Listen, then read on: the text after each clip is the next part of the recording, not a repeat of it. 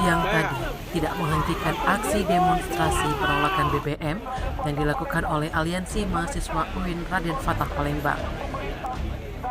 Setelah beberapa orasi disampaikan oleh Gubernur Mahasiswa UIN Raden Fatah Palembang dan ditutup dengan penyampaian tuntutan oleh Presiden Mahasiswa UIN Raden Fatah Palembang.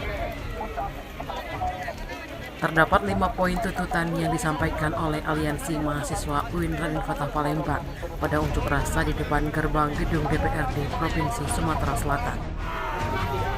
Kelima poin tersebut yakni menolak kenaikan harga BBM, mengecam inkonsistensi pemerintah dalam menyikapi kebijakan terhadap subsidi BBM, meminta pemerintah mengevaluasi BPH Migas, menindak tegas penyelewengan penyaluran BBM, dan menuntut transparansi penyaluran BBM subsidi.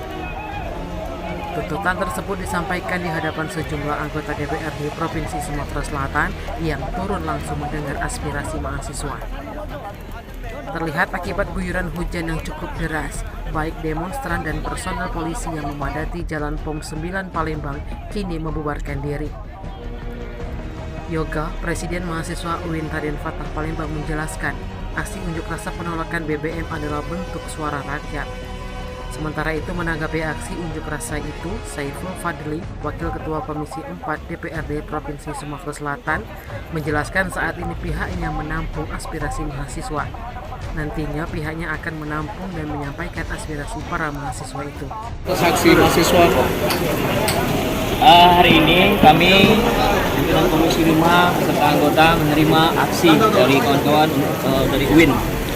Prinsipnya siapapun rakyat mahasiswa yang datang ke gedung rakyat ini, kami dari DPRD wajib menerimanya dan menyampaikan aspirasi dari kawan-kawan mahasiswa. Karena ini adalah gedung rakyat, tempat rakyat menitipkan amanahnya kepada kami di DPRD. Kaitannya dengan aksi hari ini, kami sudah terima aksinya dan kami sudah tanda tangani dan akan kami teruskan ke DPR RI agar tuntutan rekan-rekan mahasiswa ini juga didengar oleh kawan-kawan kita di DPR RI. Tuntutannya tadi apa aja, Bang? Salah satunya adalah menolak untuk dibatalkan kenaikan BBM. Jadi hari ini mereka menolak kenaikan BBM yang kemarin sudah diumumkan pemerintah, dan hari ini mahasiswa menolak kenaikan BBM dan kami menerima aksi mereka dan akan kami sampaikan ke DPR RI. Apa rencananya, Pak, akan disampaikan itu, Pak? Beberapa hari ini ada gelombang aksi yang akan terhadir ke DPRD.